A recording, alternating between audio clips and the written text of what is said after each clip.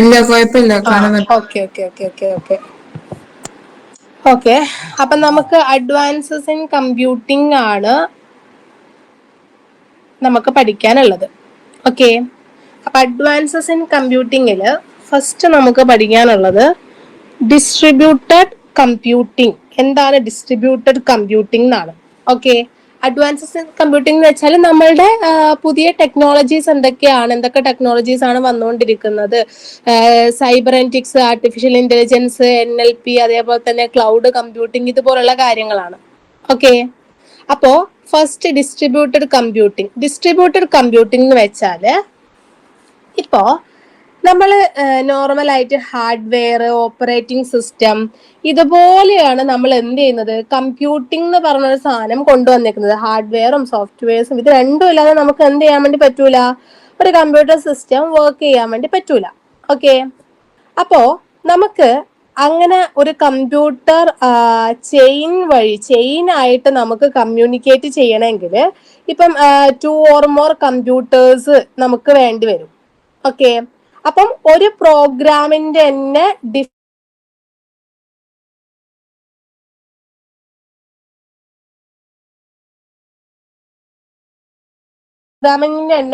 ഒരുപാട് വലിയൊരു പ്രോഗ്രാം ആണെങ്കിൽ അതിനെ കുറെ കുഞ്ഞു കുഞ്ഞു ബ്ലോക്ക് ആക്കിയിട്ട്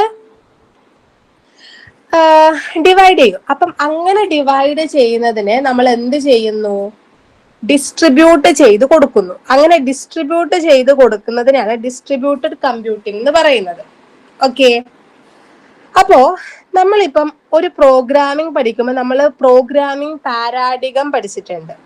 പ്രോഗ്രാമിംഗ് പാരാഡിഗം എന്തായിരുന്നു? പ്രോഗ്രാമിംഗ് പാരാഡിഗം ഒബ്ജക്റ്റ് ഓറിയന്റഡ് പ്രോഗ്രാമിംഗ് പാരാഡിഗവും പഠിച്ചിട്ടുണ്ട്, പ്രൊസീജിയർ ഓറിയന്റഡ് പാരാഡിഗവും പഠിച്ചിട്ടുണ്ട്. അപ്പം ഒബ്ജക്റ്റ് ഓറിയന്റഡ് പ്രോഗ്രാമിംഗ് പാരാഡിഗം എന്ന് പറയുമ്പോൾ ഫംഗ്ഷനെ ഡിപ്പെൻഡ് ചെയ്യുന്നു. പ്രൊസീജിയർ ഓറിയന്റഡ് എന്ന് പറയുമ്പം ഫംഗ്ഷനെ ഡിപ്പെൻഡ് ചെയ്യുന്നില്ല. ഓക്കെ.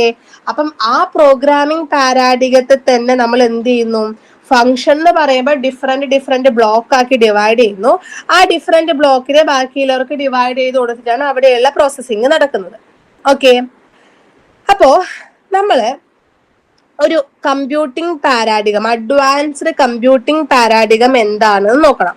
അഡ്വാൻസ്ഡ് കമ്പ്യൂട്ടിംഗ് പാരാഡിഗം എന്ന് പറഞ്ഞാല് ഇപ്പൊ നമ്മളുടെ സൊസൈറ്റിയിലെ ഓരോ ഫീൽഡിലുമുള്ള ഇൻഫോർമേഷൻസ് പ്രോസസ്സ് ചെയ്യാൻ വേണ്ടിയിട്ടുള്ള ഒരു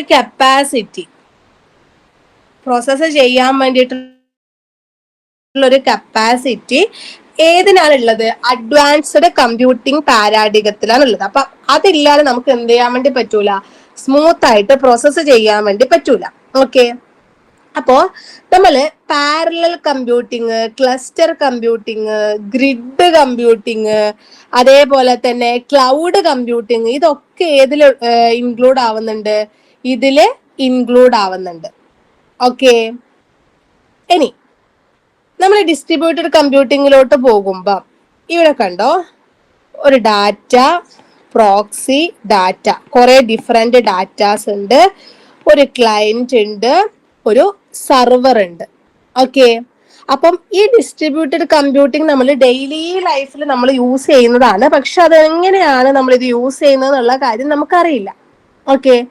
അപ്പോ ഒരു കോർ ബാങ്കിങ്, അങ്ങനെ ഒരു സിസ്റ്റമാണ് നമ്മളിപ്പം ബാങ്കിൽ യൂസ് ചെയ്യുന്നത്, കോർ ബാങ്കിങ് എന്ന് പറയുന്നത്.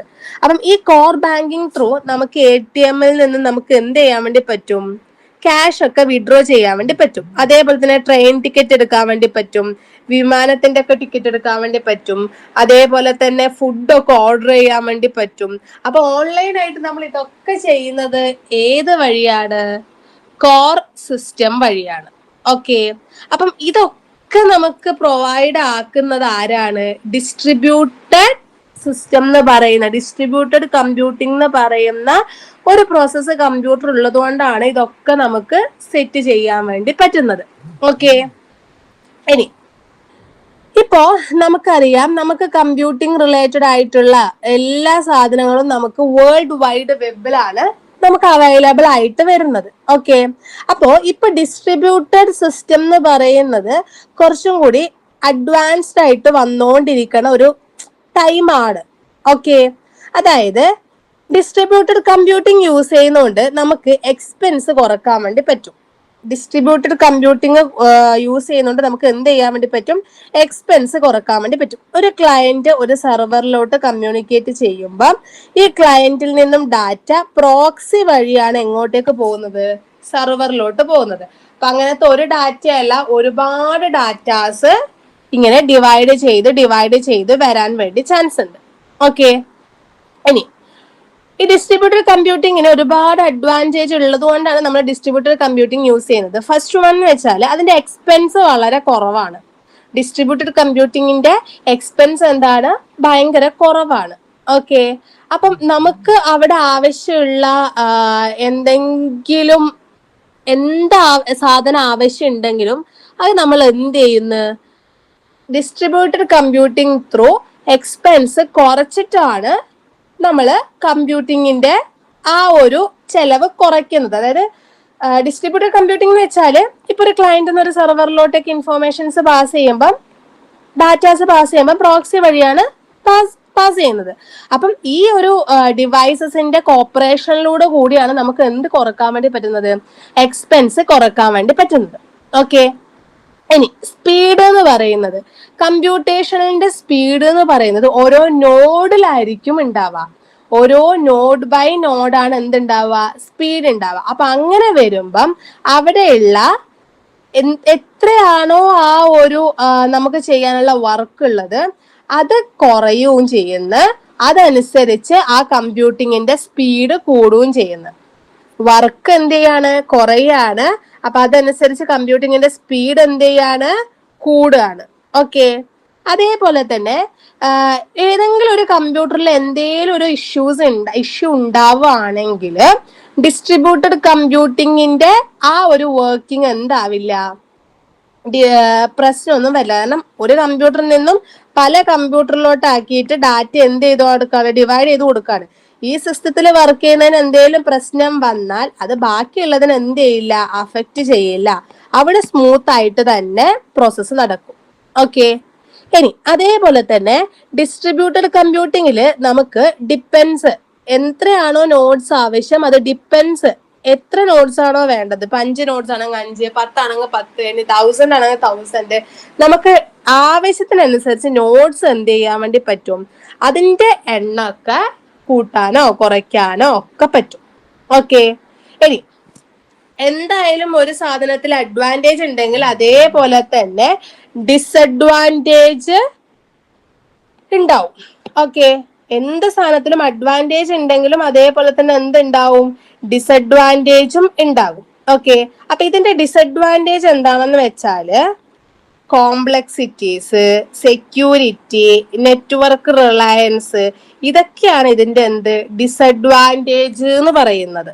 ഓക്കെ, അപ്പം ഫസ്റ്റ് ഒരു കമ്പ്യൂട്ടിംഗ് സിസ്റ്റം നമ്മൾ സെറ്റ് ചെയ്യാൻ വേണ്ടിയിട്ട് ഒരുപാട് പ്രോഗ്രാംസ് നമുക്ക് ആവശ്യമുണ്ട്. ഒരു ഡിസ്ട്രിബ്യൂട്ടഡ് കമ്പ്യൂട്ടിംഗ് എന്ന് പറയുന്ന ഒരു സിസ്റ്റം സെറ്റ് ചെയ്യാൻ വേണ്ടിയിട്ട് നമുക്ക് എന്താവശ്യമുണ്ട്?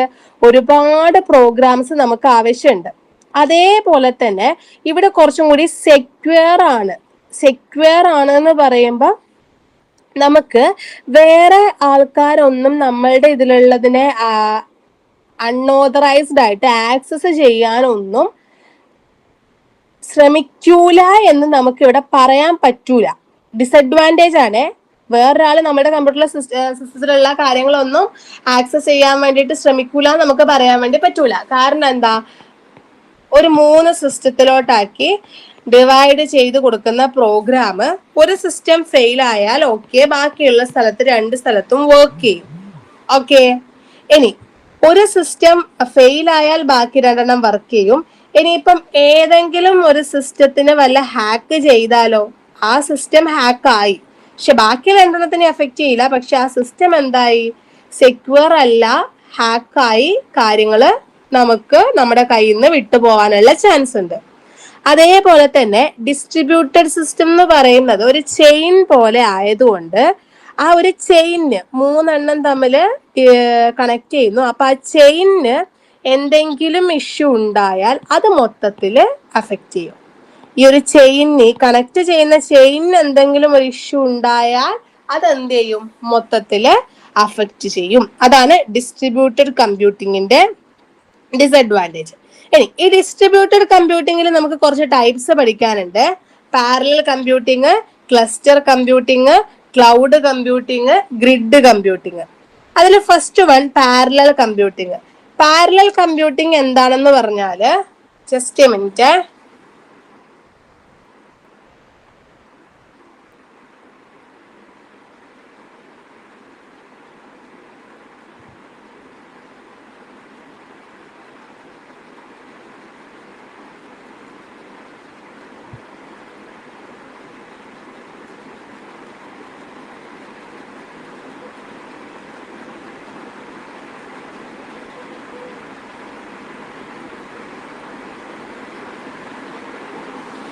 ഓക്കെ. ഇനി first one parallel computing. Parallel computing എന്താണെന്ന് വെച്ചാൽ, നോർമലി ഒരു സോഫ്റ്റ്വെയർ നമ്മൾ സെറ്റ് ചെയ്യുന്നത് എങ്ങനെയാണെന്ന് വെച്ചാൽ, ഓരോ പ്രോഗ്രാംസ് ബാക്കിയുള്ളവർക്ക് ഡിവൈഡ് ചെയ്ത് കൊടുത്ത് അതെല്ലാം കൂടി കമ്പൈൻ ചെയ്ത് ഒരു സെറ്റ് ആക്കി വെക്കുന്നത്. അതാണ് എന്ത് ഒരു സോഫ്റ്റ്വെയർ എന്ന് പറയുന്നത്. കളക്ഷൻ ഓഫ് പ്രോഗ്രാം ആണ് എന്ത് സോഫ്റ്റ്വെയർ എന്ന് പറയുന്നത്. ഓക്കെ. അതായത് ഇപ്പൊ ഒരു പ്രോസസ്സർ മാത്രമുള്ള ഒരു കമ്പ്യൂട്ടറിലാണ് എന്ത് വർക്ക് ചെയ്യുക. ഒരു മിനിറ്റ്, ഹലോ, ഞാൻ ക്ലാസ്സിലാണ്.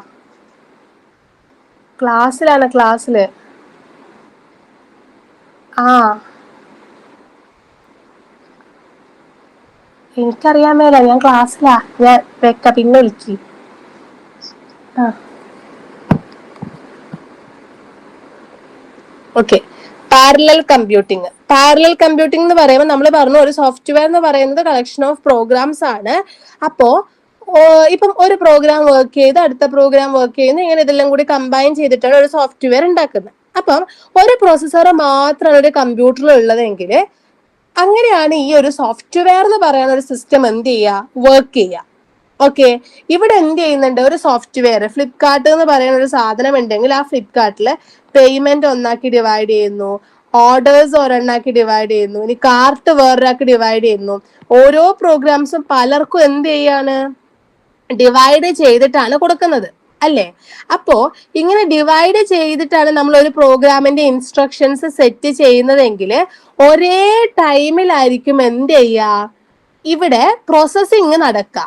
ഡിവൈഡ് ചെയ്തിട്ടാണ് കൊടുക്കുന്നതെങ്കിലും പക്ഷെ പ്രോസസ്സിങ് എന്ത് ചെയ്യും, ഒരേ ടൈമിൽ നടക്കും. അങ്ങനെ നടക്കുന്നതിന് നമ്മൾ സീരിയൽ കമ്പ്യൂട്ടിംഗ് എന്ന് പറയും. അങ്ങനെ നടക്കുന്നതിന് നമ്മൾ എന്താ പറയാ, സീരിയൽ കമ്പ്യൂട്ടിംഗ് എന്ന് പറയും. ഓക്കെ. ഇനി ഈ സീരിയൽ കമ്പ്യൂട്ടിങ്ങും പാരലൽ കമ്പ്യൂട്ടിങ്ങും തമ്മിലുള്ള ഡിഫറൻസ് ചോദിക്കാൻ സാധ്യതയുണ്ട്. സീരിയൽ കമ്പ്യൂട്ടിംഗ് എന്ന് വെച്ചാൽ ഒരു പ്രോസസ്സർ മാത്രമാണ് നമ്മൾ യൂസ് ചെയ്യുന്നതെങ്കിൽ അതിന് നമ്മൾ എന്തെന്ന് പറയും, സീരിയൽ. ഇത് സ്ക്രീൻഷോട്ട് എടുത്ത് വെക്കണേ. സീരിയൽ കമ്പ്യൂട്ടിംഗ് എന്ന് പറയും. ഒരു പ്രോസസ്സർ മാത്രമാണ് യൂസ് ചെയ്യുന്നതെങ്കിൽ അതിന് നമ്മൾ എന്തെന്നാ പറയാ, സീരിയൽ കമ്പ്യൂട്ടിംഗ് എന്നാണ് പറയാ. ഓക്കെ. ഇനി ഒന്നിലധികം പ്രോസസ്സേഴ്സ് നമ്മൾ യൂസ് ചെയ്യുന്നുണ്ടെങ്കിൽ, മോർ ദാൻ വൺ പ്രോസസ്സേഴ്സ് നമ്മൾ യൂസ് ചെയ്യുന്നുണ്ടെങ്കിൽ അതിനെന്താ യൂസ് ചെയ്യുന്നത്, ഒരു കോമൺ മെമ്മറിയാണ് നമ്മൾ യൂസ് ചെയ്യുന്നത്. മോർ ദാൻ വൺ പ്രോസസ്സേഴ്സ് ആണ് യൂസ് ചെയ്യുന്നതെങ്കിൽ അവിടെ എന്താ യൂസ് ചെയ്യുന്നത്, ഒരു കോമൺ മെമ്മറിയാണ് യൂസ് ചെയ്യുന്നത്. ഇനി അതേപോലെ സീരിയൽ കമ്പ്യൂട്ടിങ്ങില് നമുക്ക് നമ്മളുടെ ഒരു ഇൻസ്ട്രക്ഷനെ, സീരീസ് ഓഫ് ഇൻസ്ട്രക്ഷൻ, ഒരു വലിയ പ്രോബ്ലത്തിനെ നമ്മൾ എന്ത് ചെയ്യുന്നു, കുഞ്ഞു കുഞ്ഞു ഇൻസ്ട്രക്ഷൻസ് ആക്കി ഡിവൈഡ് ചെയ്യുന്നു. ഒരു വലിയ പ്രോബ്ലത്തിനെ കുഞ്ഞു കുഞ്ഞ് ഇൻസ്ട്രക്ഷൻ ആക്കി ഡിവൈഡ് ചെയ്യുന്നു. എവിടെ, സീരിയൽ കമ്പ്യൂട്ടിങ്ങില്. ഓക്കെ. പക്ഷെ പാരലൽ കമ്പ്യൂട്ടിങ്ങില് ഒരു വലിയ പ്രോബ്ലത്തിനെ പാരലായിട്ട് സോൾവ് ചെയ്യാൻ വേണ്ടിയിട്ട്, ഒരേപോലെ സോൾവ് ചെയ്യാൻ വേണ്ടിയിട്ട് നമ്മൾ എന്ത് ചെയ്യാണ്, ഒരേപോലെ ഡിവൈഡ് ചെയ്ത് കൊടുക്കാണ്. ഒന്ന് സോൾവ് ചെയ്യുന്ന അതേ ടൈമിൽ തന്നെ അടുത്തതും സോൾവ് ചെയ്ത് വരണം. അതങ്ങനെ ഒരേപോലെ സോൾവ് ചെയ്ത് പോവാണ്. ഇനി അതേപോലെ തന്നെ ഈ സീരിയൽ കമ്പ്യൂട്ടിങ്ങിൽ ഇൻസ്ട്രക്ഷൻസ് 1 by 1 ആയിട്ടാണ് എക്സിക്യൂട്ട് ചെയ്യുന്നത്. പക്ഷെ പാരലൽ കമ്പ്യൂട്ടിങ്ങിൽ ഓരോ പോർഷൻസും ഡിഫറെന്റ് പ്രോസസ്സേഴ്സിൽ ഒരേപോലെ എന്ത് ചെയ്യുന്നു, വർക്ക് ചെയ്യുന്നു. ഓരോ പ്രോബ്ലംസ്, ഓരോ പോർഷൻസും നമ്മൾ എന്ത് ചെയ്യുന്നു, ഡിഫറെന്റ് പ്രോസസ്സേഴ്സിൽ ഒരേപോലെ ഒരുമിച്ചാണ് എന്ത് ചെയ്യുന്നത്, വർക്ക് ചെയ്യുന്നത്. ഇനി സീരിയൽ കമ്പ്യൂട്ടിംഗ് എന്ന് വെച്ചാല് ഒരു ടൈം ഒരൊറ്റ ഇൻസ്ട്രക്ഷൻസ് മാത്രമേ എന്ത് ചെയ്യുള്ളൂ പ്രോസസ്സറിൽ വർക്ക് ചെയ്യുള്ളൂ.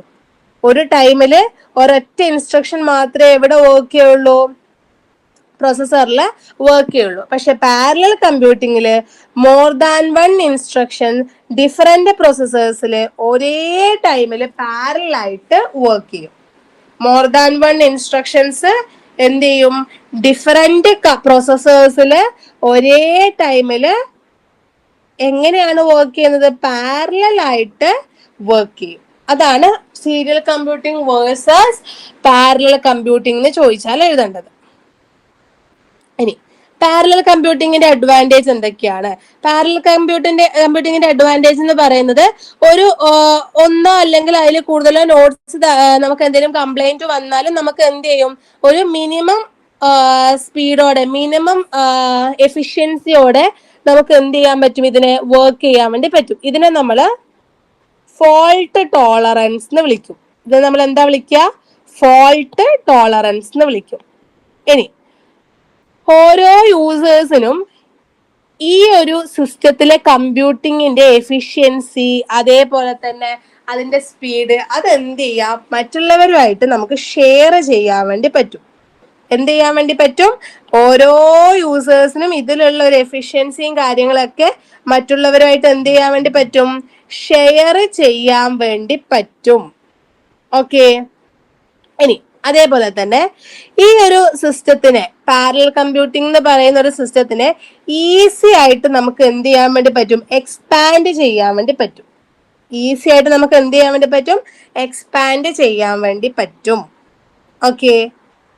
ഇനി അതിന്റെ ഡിസഡ്വാൻറ്റേജ് എന്ന് പറയുന്നത്, ഇപ്പോ സീരിയൽ ആപ്ലിക്കേഷനെ യൂസ് ചെയ്യുന്നതിന് വിചാരിച്ചിട്ട് സീരിയൽ ആപ്ലിക്കേഷനെക്കാളും കുറച്ചും കൂടി ആപ്ലിക്കേഷന്റെ, അതായത് സീരിയൽ ആണ് കുറച്ചും കൂടി പാരലലിനെക്കാളും ബെറ്റർ എന്നാണ് പറയുന്നത്. ഇപ്പം ഒരു കമ്പ്യൂട്ടറിൽ വർക്ക് ചെയ്യുന്ന ഒരു പ്രോഗ്രാം വേറൊരു കമ്പ്യൂട്ടറിലോട്ട് നമ്മൾ ഷെയർ ചെയ്യുമ്പം അല്ലെങ്കിൽ അതിലോട്ട് റീപ്ലേസ് ചെയ്യുമ്പം അതിന് ആവശ്യമുള്ള ചേഞ്ചസ് നമുക്ക് ഇവിടെ വരുത്തിയാൽ മാത്രമാണ് എന്ത് ചെയ്യാം, പ്രോഗ്രാം കറക്റ്റ് ആയിട്ട് വർക്ക് ചെയ്യുള്ളൂ. അതാണ് പാരലൽ കമ്പ്യൂട്ടിങ്ങിന്റെ ഡിസഡ്വാൻറ്റേജ് എന്ന് പറയുന്നത്. ഇനി ഗ്രിഡ് കമ്പ്യൂട്ടിങ് എന്ന് വെച്ചാൽ ഇതൊക്കെ 2 മാർക്കിനോ അല്ലെങ്കിൽ 3 മാർക്കിനോ ഒക്കെ ചോദിക്കുള്ളൂ. ഗ്രിഡ് കമ്പ്യൂട്ടിംഗ് എന്ന് വെച്ചാല് ഇപ്പോ നമുക്ക് സെർവേഴ്സ്, ഡെസ്ക്ടോപ്പ്, ലാപ്ടോപ്പ് ഇങ്ങനെ ഒരുപാട് ഡിവൈസസ്, മൊബൈൽ ഫോൺ അതേപോലെ ഒരുപാട് ഡിവൈസസ് തമ്മിൽ കണക്ട് ചെയ്ത് ഉണ്ടാക്കിയിട്ടുള്ള ഒരു കമ്പ്യൂട്ടർ, അതാണ് ഗ്രിഡ് കമ്പ്യൂട്ടിംഗ് എന്ന് പറഞ്ഞാല്. ഒരുപാട് ഡിവൈസസ് അല്ലെങ്കിൽ ഒരുപാട് കമ്പ്യൂട്ടേഴ്സ്, ഒരുപാട് ഇലക്ട്രോണിക് ഡിവൈസസ് കമ്പൈൻ ചെയ്ത് ഉണ്ടാക്കിയിട്ടുള്ള ഒരു എന്തിനാണെന്ന് പറയുന്നത്, ഒരു കമ്പ്യൂട്ടറിനെ, ഇതൊക്കെ കണക്ട് ചെയ്ത് ഉണ്ടാക്കിയിട്ടുള്ള ഒരു കമ്പ്യൂട്ടറിനാണ് നമ്മൾ എന്തെന്ന് പറയാ, ഗ്രിഡ് കമ്പ്യൂട്ടിംഗ് എന്ന് പറയുന്നത്. ഓക്കെ. അപ്പോ ഈ ഗ്രിഡ് കമ്പ്യൂട്ടിങ്ങില് ഗ്രിഡിലെ കമ്പ്യൂട്ടേഴ്സ് നമ്മൾ എന്തേലും സ്പീഡ് കുറവാണെങ്കിൽ, ഗ്രിഡിലെ കമ്പ്യൂട്ടേഴ്സ് തമ്മിലുള്ള കമ്മ്യൂണിക്കേഷനിൽ എന്തേലും സ്പീഡ് കുറവാണെങ്കിൽ അത് എന്ത് ചെയ്യാണ്, ഡിവൈഡ് ചെയ്തിട്ട് ഇൻഡിവിജ്വൽ പാർട്സ് ആക്കിയിട്ട് ഡിഫറെന്റ് ഗ്രിഡിലേക്ക് നമ്മൾ എന്ത് ചെയ്യും, സെൻഡ് ചെയ്യും. അപ്പം ഓരോ കമ്പ്യൂട്ടറിൽ നിന്നും നമുക്ക് കിട്ടുന്ന റിസൾട്ട് എന്ന് പറയുന്നത് നമുക്ക് എന്ത് ചെയ്യാൻ വേണ്ടി പറ്റും, തിരിച്ച് അങ്ങോട്ടേക്ക് ഷെയർ ചെയ്യാനും ഇങ്ങോട്ടേക്ക് ഷെയർ ചെയ്യാൻ വേണ്ടിയിട്ടും ഒക്കെ പറ്റും. അതാണ് ഗ്രിഡ് കമ്പ്യൂട്ടിംഗ് എന്ന് പറയുന്നത്. ഓക്കെ.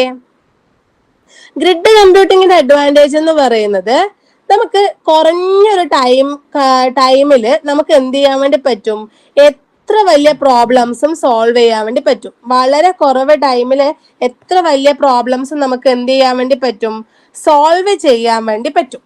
ഓക്കെ. അപ്പോ അങ്ങനെ സോൾവ് ചെയ്യുന്നതാണ് അതിന്റെ ഒന്നാമത്തെ അഡ്വാൻറ്റേജ്. പിന്നെ അതേപോലെ തന്നെ ഇപ്പം നമുക്ക് ഏതൊക്കെ ഗ്രിഡ് ആണോ അവൈലബിൾ ആയിട്ടുള്ളത് അതിനെ നമ്മൾ എന്ത് ചെയ്യുന്നുണ്ട്, നന്നായിട്ട് യൂസ് ചെയ്യുന്നുണ്ട്. ഓക്കെ. ഇനിയിപ്പോ ഡെസ്ക്ടോപ്പ് കമ്പ്യൂട്ടർ അല്ലെങ്കിൽ സെർവർ കമ്പ്യൂട്ടർ ഇതൊക്കെ യൂസ് ചെയ്തിട്ട് നമുക്ക് എന്ത് ചെയ്യാം, ഈ കമ്പ്യൂട്ടിങ്ങിന്റെ ഒരു പവർ എന്ത് ചെയ്യാം, കൂട്ടാനും പറ്റും. ഓക്കെ. ഡെസ്ക്ടോപ്പ് കമ്പ്യൂട്ടർ അല്ലെങ്കിൽ സെർവർ കമ്പ്യൂട്ടേഴ്സ് ഒക്കെ യൂസ് ചെയ്തിട്ട് ഈ ഒരു കമ്പ്യൂട്ടിങ്ങിന്റെ പവർ എന്ത് ചെയ്യാൻ വേണ്ടി പറ്റും, കൂട്ടാൻ വേണ്ടിയിട്ടും പറ്റും. ഓക്കെ. ഇനി ഗ്രിഡ് കമ്പ്യൂട്ടറിന്റെ ഡിസഡ്വാൻറ്റേജ് എന്താണെന്ന് വെച്ചാൽ ഈ കമ്പ്യൂട്ടേഴ്സ് തമ്മിൽ കമ്മ്യൂണിക്കേറ്റ് ചെയ്യുമ്പം സ്പീഡ് കുറവായതുകൊണ്ട് ഗ്രിഡിന്റെ ഒരു എഫിഷ്യൻസിനെ അത് മേ ബി അഫക്റ്റ് ചെയ്യാം. കമ്പ്യൂട്ടേഴ്സ് തമ്മിൽ കമ്മ്യൂണിക്കേറ്റ് ചെയ്യുമ്പം സ്പീഡ് എന്ന് പറയുന്നത് കുറവായതുകൊണ്ട് നമുക്ക് എന്ത് ചെയ്യാം, ഈ ഗ്രിഡിന്റെ ഒരു എഫിഷ്യൻസിനെ അത് മേ ബി അഫക്റ്റ് ചെയ്യാം. അതേപോലെ തന്നെ ഡിഫറെന്റ് സെർവേഴ്സ് തമ്മിലുള്ള ഒരു ലൈസൻസിങ് പ്രോബ്ലം, അതേപോലെ തന്നെ ചില അപ്ലിക്കേഷൻസിന്റെ ആ ഒരു വർക്കിങ്ങിനെ അത് അഫക്റ്റ് ചെയ്യാം. ഏതെങ്കിലും കമ്പ്യൂട്ടേഴ്സ് അല്ലെങ്കിൽ സെർവേഴ്സ് തമ്മിൽ എന്തെങ്കിലും ലൈസൻസിങ് ഇഷ്യൂസ് ഉണ്ടെങ്കിൽ അത് എന്ത് ചെയ്യും, ചില ആപ്ലിക്കേഷനെ അഫക്റ്റ് ചെയ്യാനുള്ള സാധ്യതയുണ്ട്. അതാണ് ഗ്രിഡ് കമ്പ്യൂട്ടിംഗ് എന്ന് പറഞ്ഞാൽ. ഇതിന്റെ ടൈപ്സ് പഠിക്കേണ്ട ആവശ്യമില്ല. അടുത്ത ഇമ്പോർട്ടന്റ് ആയിട്ടുള്ള സാധനം ക്ലസ്റ്റർ കമ്പ്യൂട്ടിംഗ്. ക്ലസ്റ്റർ കമ്പ്യൂട്ടിംഗ് എന്ന് പറഞ്ഞാല് ഒരു ഗ്രൂപ്പ് ഓഫ് പേഴ്സണൽ കമ്പ്യൂട്ടേഴ്സ് അല്ലെങ്കിൽ സ്റ്റോറേജ് ഡിവൈസസ് ഇതൊക്കെ തമ്മിൽ കമ്പൈൻ ചെയ്ത് ക്ലസ്റ്റർ ചെയ്തിട്ടുള്ള കൂടി ചേർന്നിട്ടുള്ള ഒരു കമ്പ്യൂട്ടിംഗ് സിസ്റ്റം ആണ് ഏത്, ക്ലസ്റ്റർ കമ്പ്യൂട്ടിംഗ് എന്ന് പറഞ്ഞാൽ. എന്തൊക്കെ, group of personal computers, storage devices ഇതൊക്കെ തമ്മിൽ കൂടി ചേർന്നിട്ടുള്ളതിനാണ് നമ്മൾ എന്തെന്ന് പറയാ, ക്ലസ്റ്റർ കമ്പ്യൂട്ടിംഗ് എന്ന് പറയുന്നത്. ഓക്കെ. അപ്പോ ഇവിടെ എന്താ ചെയ്യുന്നത്, ക്ലസ്റ്റർ കമ്പ്യൂട്ടറിന്റെ ഓരോ പാർട്സ് സ്പീഡ് കൂടിയിട്ടുള്ള ഒരു ലാൻ വഴിയാണ് എന്ത് ചെയ്യുന്നത്, കണക്ട് ചെയ്യുന്നത്. ലാൻ എന്ന് വെച്ചാൽ local area network. Local area network വഴിയാണ് ഈ ക്ലസ്റ്റർ കമ്പ്യൂട്ടറിന്റെ പോർഷൻസ് ഒക്കെ എന്ത് ചെയ്യുന്നത്, കണക്ട് ചെയ്തേക്കുന്നത്. ഓക്കെ. ഇനി ഈ ക്ലസ്റ്ററിൽ പാരലൽ ആ ഒരു പ്രോസസ്സ് വഴിയാണ് എഫിഷ്യൻസി നമുക്ക് കൂട്ടാൻ വേണ്ടി പറ്റുന്നത്. പാരലൽ കമ്പ്യൂട്ടിംഗ് വഴിയാണ് ഈ ക്ലസ്റ്റർ കമ്പ്യൂട്ടിംഗിൽ എന്ത് ചെയ്യാൻ വേണ്ടി, പാരലൽ പ്രോസസ്സിംഗ് വഴിയാണ് ക്ലസ്റ്റർ കമ്പ്യൂട്ടറിൽ എന്ത് ചെയ്യാൻ വേണ്ടി പറ്റുന്നത്, എഫിഷ്യൻസി കൂട്ടാൻ വേണ്ടി പറ്റുന്നത്. ഓക്കെ. അപ്പൊ ഈ ക്ലസ്റ്റർ കമ്പ്യൂട്ടിംഗ് യൂസ് ചെയ്യാനുള്ള മെയിൻ റീസൺ എന്താണെന്ന് വെച്ചാൽ എന്തെങ്കിലും പ്രോബ്ലംസ് വന്നാൽ, എന്തെങ്കിലും ഇഷ്യൂസ് വരികയാണെങ്കിൽ അവിടെ എന്ത് ചെയ്യാൻ വേണ്ടി പറ്റും, അതിനെ സോൾവ് ചെയ്യാൻ വേണ്ടി പറ്റും. എന്തെങ്കിലും ഇഷ്യൂസ് വരികയാണെങ്കിൽ അതിനെ എന്ത് ചെയ്യാൻ വേണ്ടി പറ്റും, സോൾവ് ചെയ്യാൻ വേണ്ടി പറ്റും. അതാണ് ക്ലസ്റ്റർ കമ്പ്യൂട്ടിങ്ങിന്റെ ഒരു അഡ്വാൻറ്റേജ് എന്ന് പറയുന്നത്. ഓക്കെ. അതേപോലെ അതിന്റെ പ്രൈസ് പെർഫോമൻസ് റേഷ്യോ, അതിന്റെ ചെലവ് എന്ന് പറയുന്നത് വളരെ കുറവാണ് ക്ലസ്റ്റർ കമ്പ്യൂട്ടിങ്ങില്. അതേപോലെ തന്നെ ഈ ഒരു ക്ലസ്റ്റർ കമ്പ്യൂട്ടിങ്ങിൽ നമുക്ക് ആവശ്യത്തിനനുസരിച്ച് പ്രോസസ്സറും നോഡും ക്ലസ്റ്ററിലോട്ട് എന്ത് ചെയ്യാൻ വേണ്ടി പറ്റും, കൂട്ടിച്ചേർക്കാൻ വേണ്ടി പറ്റും. ഇത്ര ഡിവൈസ് മാത്രമേ ലിങ്ക് ചെയ്യാൻ വേണ്ടി പറ്റുള്ളൂ അല്ലെങ്കിൽ കണക്ട് ചെയ്യാൻ വേണ്ടി പറ്റുള്ളൂ എന്നില്ല. ആവശ്യത്തിനനുസരിച്ച് നമുക്ക് എന്ത് ചെയ്യാൻ വേണ്ടി പറ്റും, ആഡ് ചെയ്ത് ചേർക്കാൻ വേണ്ടി പറ്റും. ഓക്കെ. ഇനി അതിന്റെ ഡിസഡ്വാൻറ്റേജ് എന്ന് പറയുമ്പോൾ പ്രോഗ്രാം എഴുതുമ്പോൾ നമുക്ക് എന്തെങ്കിലും ഇഷ്യൂസ് ഉണ്ടാവാം. അതായത് ഡിഫറെന്റ് കമ്പ്യൂട്ടേഴ്സിൽ ഡിഫറെന്റ് സോഫ്റ്റ്വെയർ യൂസ് ചെയ്യുകയാണെങ്കിൽ അവയൊക്കെ കൂടി കണക്ട് ചെയ്ത് ഒരുമിച്ചാക്കുമ്പം എന്തെങ്കിലും ഇഷ്യൂസ് ഉണ്ടാവാം. അതേപോലെ തന്നെ തകരാറ് എന്തേലും വരികയാണെങ്കിൽ ആ തകരാറിനെ കണ്ടുപിടിക്കാനും നമുക്ക് എന്ത് ചെയ്യാം, ഇച്ചിരി ബുദ്ധിമുട്ടുണ്ടാവും ക്ലസ്റ്റർ കമ്പ്യൂട്ടിങ്ങിൽ. എന്ത് ഇഷ്യൂസ്, എന്തേലും ഡിവൈസസ് തമ്മിലുള്ള എന്തേലും ഇഷ്യൂസ് ഉണ്ടാവണം, ഇന്റേണലി ആവട്ടെ, അങ്ങനത്തെ എന്തേലും ഇഷ്യൂസ് ഉണ്ടാവുകയാണെങ്കിൽ അത് കണ്ടുപിടിക്കാൻ കുറച്ച് പാടാണ് ഏതിന്, ക്ലസ്റ്റർ കമ്പ്യൂട്ടിങ്ങില്. ഓക്കെ. ഇനി ക്ലൗഡ് കമ്പ്യൂട്ടിങ്. ക്ലൗഡ് കമ്പ്യൂട്ടിങ്ങിൽ പറയുന്നത് എന്താണെന്ന് വെച്ചാല് നമുക്ക് ഇപ്പം കുറച്ചും കൂടി അഡ്വാൻസ്ഡ് ആയിട്ട് വന്നുകൊണ്ടിരിക്കുന്ന ഒരു ടെക്നിക്കാണ് ക്ലൗഡ് കമ്പ്യൂട്ടിംഗ് എന്ന് പറയുന്നത്. ഓക്കെ.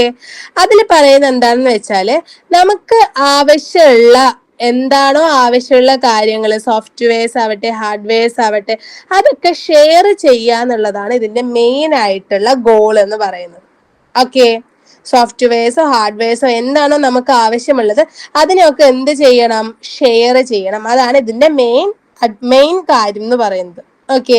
ഇനി ഇപ്പൊ ഇന്റർനെറ്റ് അതേപോലെ തന്നെ സെർവേഴ്സ് ഇതൊക്കെ യൂസ് ചെയ്തിട്ട് ഡാറ്റേനെയും അതേപോലെ തന്നെ ആപ്ലിക്കേഷനൊക്കെ സേവ് ചെയ്യാൻ വേണ്ടിയിട്ട് എന്ത് യൂസ് ചെയ്യുന്നു, ക്ലൗഡ് കമ്പ്യൂട്ടിംഗ് യൂസ് ചെയ്യുന്നു. ഓക്കെ. ഇനി അതേപോലെ തന്നെ ഈ ജിമെയില്, ഔട്ട്ലുക്ക് അങ്ങനെയുള്ള അക്കൗണ്ട്സ് ഒക്കെ ഇല്ലേ, ആ അക്കൗണ്ട്സ് ഒക്കെ പ്രൊട്ടക്ട് ചെയ്യാൻ വേണ്ടിയിട്ട് ഹാർഡ്വെയർ സോഫ്റ്റ്വെയർസ് ഒക്കെ നമുക്ക് സേവ് ചെയ്യാൻ വേണ്ടിയിട്ട് അതിനൊക്കെ നമ്മൾ ആരെ യൂസ് ചെയ്യുന്നുണ്ട്? ക്ലൗഡ് കമ്പ്യൂട്ടിങ്ങിനെ യൂസ് ചെയ്യുന്നുണ്ട്.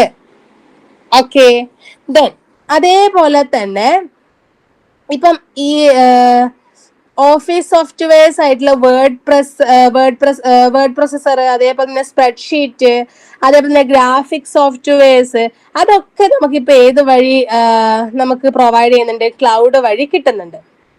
ഓക്കെ, ഇനി അതേപോലെ തന്നെ ഡോക്യുമെന്റ്സ്, സ്പ്രെഡ്ഷീറ്റ്, ഇമേജസ്, ജിഫ്, അതുപോലുള്ള കാര്യങ്ങളൊക്കെ സ്റ്റോർ ചെയ്യാൻ വേണ്ടിയിട്ട് ക്ലൗഡിൽ നമുക്ക് എന്ത് ചെയ്യാം? ഒരു പേഴ്സണൽ അക്കൗണ്ട് ക്രിയേറ്റ് ചെയ്തിട്ട് അവിടെ സ്റ്റോർ ചെയ്യാം. അപ്പം ഈ ക്ലൗഡ് കമ്പ്യൂട്ടിംഗ് എന്ന് പറയുന്നത് ഒരു കമ്പ്യൂട്ടിംഗ് മോഡലാണ്. ക്ലൗഡ് കമ്പ്യൂട്ടിംഗ് എന്ന് പറയുന്നത് ഒരു കമ്പ്യൂട്ടിംഗ് മോഡലാണ്. അപ്പം അതിന്റെ എഫിഷ്യൻസി, അതേപോലെ തന്നെ ഇന്റർനെറ്റിൽ നമുക്ക് കിട്ടാൻ പറ്റുന്ന സർവീസസ് എന്തൊക്കെയാണ്, ഇങ്ങനെയുള്ള കാര്യങ്ങളൊക്കെ നമുക്ക് ഏത് വഴി കിട്ടും? ക്ലൗഡ് വഴി വളരെ കൂടുതലായിട്ട് തന്നെ കിട്ടും. അതാണ് ക്ലൗഡ് കമ്പ്യൂട്ടിംഗ് എന്ന് പറയുന്നത്. ഓക്കെ, ദെൻ ക്ലൗഡ് കമ്പ്യൂട്ടിങ്ങിന്റെ എക്സാമ്പിൾസ് ആണ് ഇതൊക്കെ. ഫേസ്ബുക്ക്, ഗൂഗിൾ ഡോക്സ്, ജിമെയിൽ, പിക്കാസ, അതേപോലെ തന്നെ യൂട്യൂബ്, ഐക്ലൗഡ്, സ്പ്രെഡ്ഷീറ്റ്, അങ്ങനെയുള്ള കാര്യങ്ങളൊക്കെ ഏതിന്റെ എക്സാമ്പിൾ ആണ്? ക്ലൗഡ് കമ്പ്യൂട്ടിങ്ങിന്റെ എക്സാമ്പിൾ ആണ്. ഇനി അടുത്ത ചോദിക്കാൻ എന്തായാലും ചാൻസ് ഉള്ള ക്വസ്റ്റ്യൻ ആണ് ക്ലൗഡ് സർവീസ് മോഡൽ. സാസ്, പാസ്, ലാസ്. ലാസ് അല്ല, IaaS. സാസ് എന്ന് പറഞ്ഞാല് software as A structure, as a service. Pass എന്ന് വെച്ചാല് പ്ലാറ്റ്ഫോം ആസ് സർവീസ്. ലാസ് എന്ന് വെച്ചാല് ഇൻഫ്രാസ്ട്രക്ചർ ആസ് സർവീസ്. ഓക്കെ, അപ്പൊ സാസ് എന്താണെന്ന് വെച്ചാല് സാസിൽ പറയുന്നത് ഇത്രയേ ഉള്ളൂ. ഇപ്പം നമ്മളുടെ യൂസേഴ്സ് ആരൊക്കെയാണോ അവർക്ക് ഡിഫറെന്റ് ആപ്ലിക്കേഷൻസ് ഒക്കെ നമ്മൾ എന്ത് ചെയ്യുന്നു? സർവീസ് ആയിട്ട് കൊടുക്കുകയാണ്. ഓക്കെ, യൂസേഴ്സിന്റെ ആവശ്യത്തിനനുസരിച്ച് നമ്മൾ എന്ത് ചെയ്യുന്നു? നമ്മൾ എല്ലാ ആപ്ലിക്കേഷനും യൂസേഴ്സിന് ഒരു സർവീസ് പോലെ കൊടുക്കുകയാണ്. അപ്പം ക്ലൗഡിൽ സേവ് ചെയ്ത് വെച്ചിട്ടുള്ള ആപ്ലിക്കേഷൻസ് ഒക്കെ യൂസ് ചെയ്യാൻ വേണ്ടിയിട്ട് നമ്മൾ ആർക്ക് പെർമിഷൻ കൊടുക്കുകയാണ്? യൂസേഴ്സിന് പെർമിഷൻ കൊടുക്കുകയാണ്. ഇപ്പൊ ജിമെയിൽ അക്കൗണ്ട്, യൂസറിന്റെ ഒരു ജിമെയിൽ അക്കൗണ്ട് ഗൂഗിളിന് യൂസ് ചെയ്യാം. ഗൂഗിളിന്റെ ഒരു സർവീസ് അവിടെ നമുക്ക് എന്ത് ചെയ്യുന്നു? ഫ്രീ ആയിട്ട് കിട്ടുന്നുണ്ട്, ഇല്ലേ? അപ്പം ഇതിന്റെ ഒരു കോപ്പി എവിടെ വർക്ക് ചെയ്യും? ക്ലൗഡിൽ വർക്ക് ചെയ്യും. അപ്പം നമ്മുടെ കമ്പ്യൂട്ടർ, ലാപ്ടോപ്പ്, ഐപാഡ്, അതേപോലെ ആപ്ലിക്കേഷൻസിന്റെ ഒരു കോപ്പി നമുക്ക് ഇൻസ്റ്റാൾ ചെയ്യാൻ ഒരു ആവശ്യം ഇവിടെ ഇല്ല. കാരണം എന്താണ്? അവിടെ ക്ലൗഡിന്റെ ഒരു സർവീസ് അവൈലബിൾ ആയിട്ടുള്ളത് കൊണ്ട്.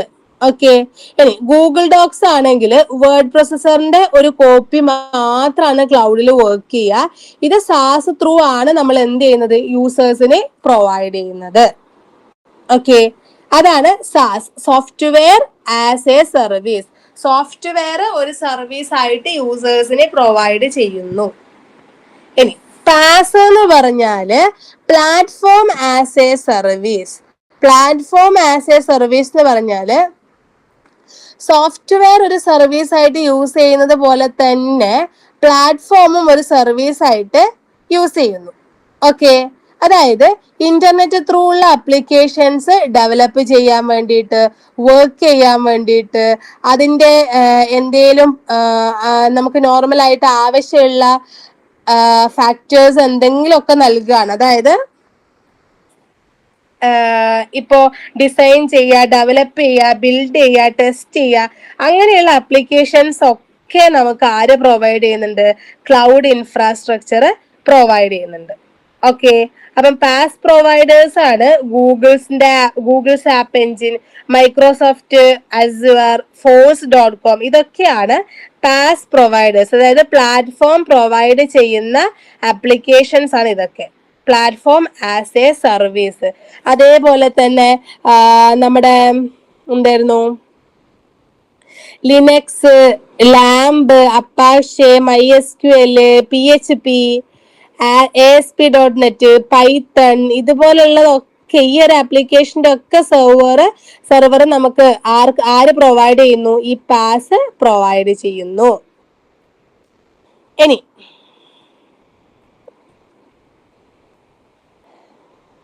Infrastructure as a service. Infrastructure as a service എന്ന് പറയുമ്പോൾ നമ്മൾ ആമസോൺ വെബ് സർവീസ്, AT&T, ഗോഗ്രിഡ് ഇതുപോലത്തെ കുറെ ആപ്ലിക്കേഷൻസ് ഉണ്ട്. അതിലെന്താ സംഭവിക്കുന്നതെന്ന് വെച്ചാല് കമ്പ്യൂട്ടേഷനിന്റെ ഒരു ഇൻഫ്രാസ്ട്രക്ചർ എന്തെങ്കിലും നമുക്ക് കൊടുക്കണമെങ്കിൽ, അതായത് അതിന്റെ എഫിഷ്യൻസി കൂട്ടാൻ, കമ്പ്യൂട്ടറിന്റെ പവർ കൂട്ടാൻ വേണ്ടിയിട്ട് അതിനെന്തെങ്കിലും സർവീസ് ആവശ്യമാണെങ്കിൽ അതൊരു ചെയിൻ ത്രൂ കൊടുക്കുന്നതിനെയാണ് ഇൻഫ്രാസ്ട്രക്ചർ ആസ് എ സർവീസ് എന്ന് പറയുന്നത്. ഓക്കെ, അപ്പം ഈ സെർവർ എന്ത് ചെയ്യുന്നു? ഒരു സോഫ്റ്റ്വെയറുമായിട്ട് കണക്ട് ചെയ്തിട്ട് ബാക്കിയുള്ളവർക്ക് എന്ത് സർവീസ് കൊടുക്കാണ്? ആ ഒരു സോഫ്റ്റ്വെയറിന്റെ ഇൻഫ്രാസ്ട്രക്ചർ സർവീസ്, നോർമലായിട്ട് ആവശ്യമുള്ള ഫാക്ടേഴ്സ് എന്തൊക്കെയാണോ അതിന്റെ ഒരു സർവീസ് ക്ലൗഡിലോട്ട് പ്രൊവൈഡ് ചെയ്യാണ്. അതാണ് IaaS, infrastructure as a service എന്ന് പറയുന്നത്. ഇനി ക്ലൗഡ് കമ്പ്യൂട്ടിങ്ങിന്റെ അഡ്വാൻറ്റേജ് എന്ന് പറഞ്ഞാൽ അതിന്റെ അതിന്റെ കോസ്റ്റ് നമുക്ക് കുറക്കാൻ വേണ്ടി പറ്റും. അതേപോലെ തന്നെ അതിന്റെ സ്കെയിലബിലിറ്റി, ഫ്ലെക്സിബിലിറ്റി, അങ്ങനെയുള്ള കാര്യങ്ങൾ. ഇപ്പം ഒന്നിൽ കൂടുതൽ സ്ഥലത്ത് നമ്മൾ എന്ത് ചെയ്യുന്നു? ഈ സർവീസ് യൂസ് ചെയ്യുകയാണെങ്കിൽ എന്തെങ്കിലും ഒരു തകരാറ് സംഭവിച്ചാൽ അത് എന്ത് ചെയ്യാൻ വേണ്ടി പറ്റുന്നുണ്ട്? റിട്ടേൺ വരാൻ വേണ്ടിയിട്ട് ഹെൽപ്പ് ചെയ്യുന്നുണ്ട്. അതേപോലെ തന്നെ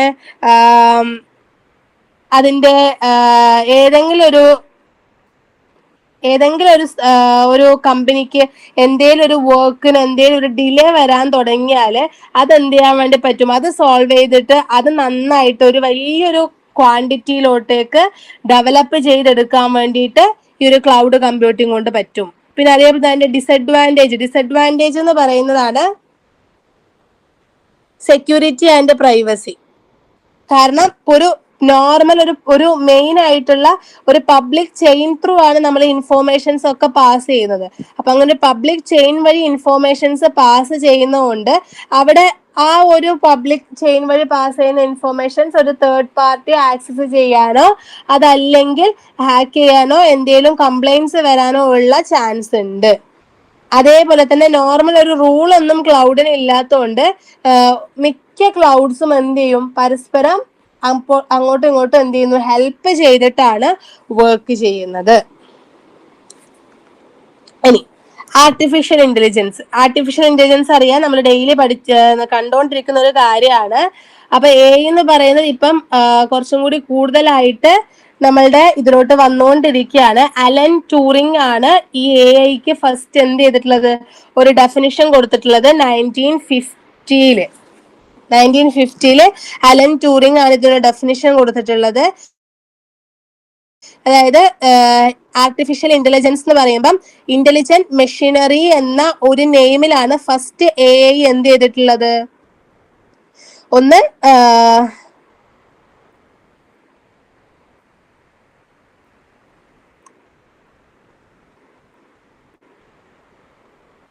ഓക്കെ, സോറി,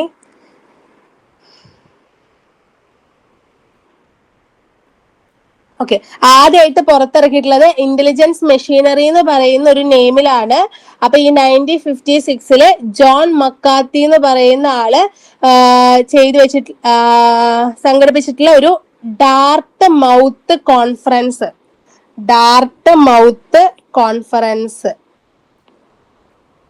ആ ഒരു കോൺഫറൻസിലാണ് ഫസ്റ്റ് AI എന്ന് പറയുന്ന ആ ഒരു ടേം ഫസ്റ്റ് യൂസ് ചെയ്തിട്ടുള്ളത്. ഇപ്പൊ നമ്മൾ എല്ലാ സ്ഥലത്തും യൂസ് ചെയ്യുന്നുണ്ട്. ലോജിക്കൽ റീസണിങ് ആയാലും, പെർസെപ്ഷൻ ആയാലും, കമ്പ്യൂട്ടർ വിഷൻ ആയാലും, നാച്ചുറൽ ലാംഗ്വേജ് പ്രോസസ്സിംഗ് ആയാലും, അതിലൊക്കെ നമ്മളിപ്പോൾ ആരെ യൂസ് ചെയ്യുന്നുണ്ട്? AI-നെ യൂസ് ചെയ്യുന്നുണ്ട്. അതായത് നമ്മളുടെ ബ്രെയിനിനെ പോലെ തന്നെ നമുക്ക് വർക്ക് ചെയ്യാൻ വേണ്ടി പറ്റുന്ന ഒരു മെഷീനാണ് AI എന്നുള്ള രീതിയിലാണ് അലൻ ട്യൂറിംഗ് പറഞ്ഞു വന്നേക്കുന്നത്. അപ്പം അലൻ ട്യൂറിംഗ് AI-നെ കുറിച്ച് അറിയാൻ വേണ്ടിയിട്ട് ചെയ്തിട്ടുള്ള ഒരു ടെസ്റ്റ് ആണ് ട്യൂറിംഗ് ടെസ്റ്റ് അപ്രോച്ച് എന്ന് പറയുന്നത്. അതായത് അലൻ ട്യൂറിംഗ് എന്ന് പറയുന്ന ഒരു ടെസ്റ്റ് നടത്തിയിട്ടാണ് AI എന്ന് പറയുന്ന ഒരു സാധനം ഡെവലപ്പ് ചെയ്ത് കൊണ്ടുവന്നതെന്നാണ് പറയുന്നത്. ട്യൂറിംഗ് ടെസ്റ്റ് എന്താണെന്ന് വെച്ചാൽ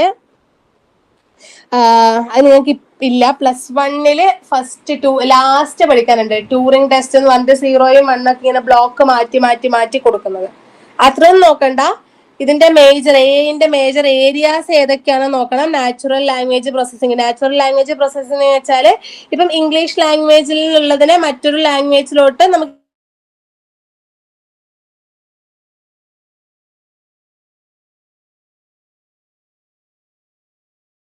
ഓട്ടോമാറ്റിക് സ്പീച്ച് റെക്കഗ്നൈസേഷൻ, അതിലും AI കൊണ്ടുവന്നിട്ടുണ്ട്.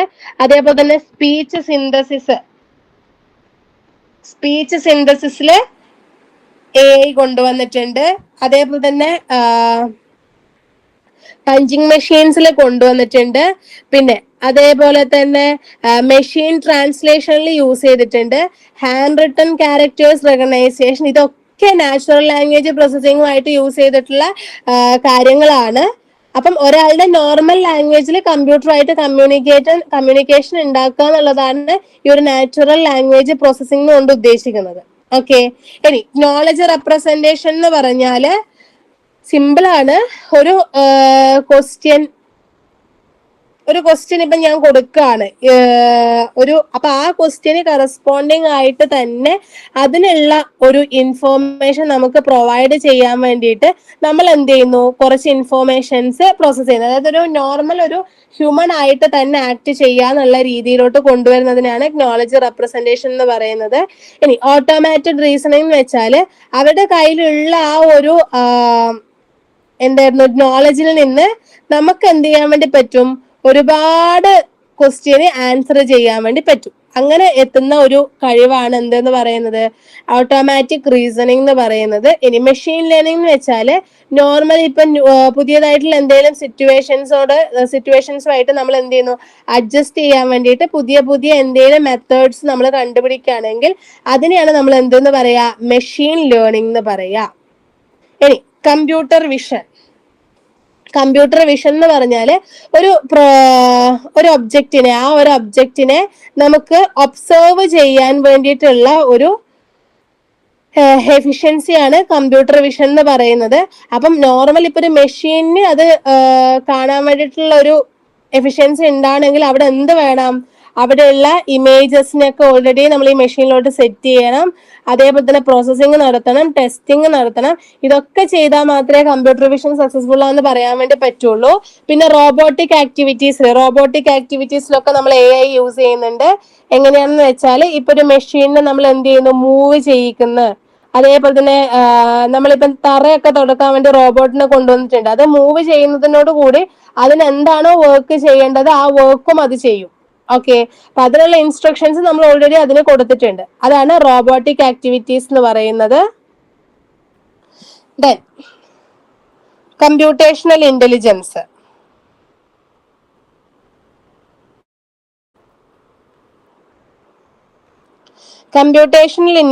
എന്ന് പറയുമ്പം ഇപ്പോ